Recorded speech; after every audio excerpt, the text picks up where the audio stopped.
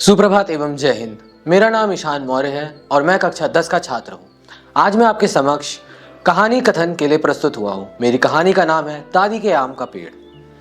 सोनल अपने शहर की काफी नामी डॉक्टर थी।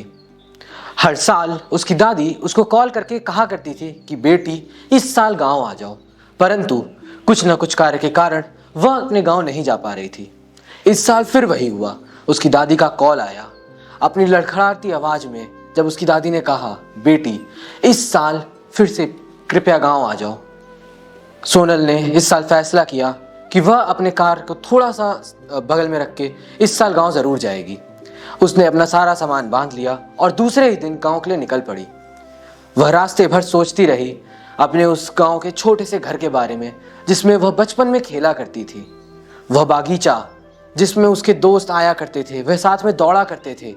वह आम का पेड़ जिसकी छांव में वो लोग धूप में बैठकर आराम से आम खाया करते थे, और वो सारी गलियां जिनमें उसकी बचपन की छोटी छोटी यादें छुपी हुई थी। वह बहुत ही खुश थी। उसका गांव उसके शहर से ज्यादा दूर न था। शाम तक वह अपने गांव पहुंच गई। हंसती हुई वह अपने घर के पास गई, परंतु उसकी यह हंसी ज्यादा देर तक ना थी। घर जाते ही उसका चेहरा उतर सा गया। उसको जो आम का पेड़ बहुत दूर से ही दिख जाता था, वो आज नहीं दिख रहा था। सोनल का उतरता चेहरा देखकर उसकी दादी ने उससे कहा, पिछले महीने ही एक तूफान आया था और वह आम का पेड़ गिर गया। सोनल का दिल टूट सा गया। वह अपनी दादी से मिली और फिर अपने बागीचे में गई। वहां पे सब कुछ तहस नहस हो रखा था, मगर उसको सबसे ज्यादा जिस चीज का दुख था वह वो बड़ा सा आम का पेड़ जिसकी अब बस उलझी हुई जड़ें दिख रही थी। सोनल बाकी लोगों से भी मिली। सब कोई उसको पहचान रहा था, सभी खुश थे उसको देख के, और उसको भी अच्छा लग रहा था अपने गांव वापस आकर। परंतु उस आम के पेड़ का जो दुख था वह कहीं ना कहीं उसको चुभ रहा था। रात को उसको नींद ना आ रही थी। वह अपने एक हाथ में टॉर्च लिए बागीचे में गई।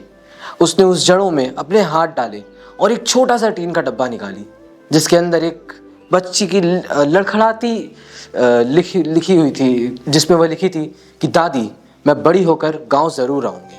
और उसके नीचे उसके दादी का जवाब लिखा था, हाँ बेटी, बड़े होने के बाद भी अपनी बचपन की यादों के पास वापस आना ही सबसे बड़ी सफलता है। सोनल ने उस समय निश्चित किया कि वह दूसरे दिन ही नर्सरी से एक और आम का पौधा लाके इसी जगह वापस से लगाएगी। वह दूसरे दिन एक नया आम का पौधा ले आई, पर जैसे ही उसने आम के पेड़ के बगल में थोड़ा सा खोदा उस आम के पौधे को लगाने के लिए, उसको अपने पुराने आम के पेड़ की जड़ें दिखाई दी जो कि अभी भी पनप सकती थी। तब उसके दिमाग में एक नया ख्याल आया कि क्यों ना अपने उसी पुराने आम के पेड़ को फिर से जीवित किया जाए। उस दिन उसने अपनी दादी से कहा कि दादी अब मैं शहर वापस नहीं जाऊंगी, मैं गांव में ही एक खुद का अस्पताल खोलूंगी, यही लोगों की सेवा करूंगी और साथ ही साथ अपने आम के पेड़ को भी पुनर्जीवित करूंगी।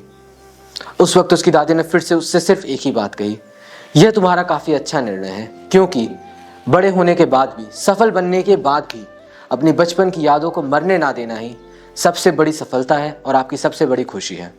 धन्यवाद।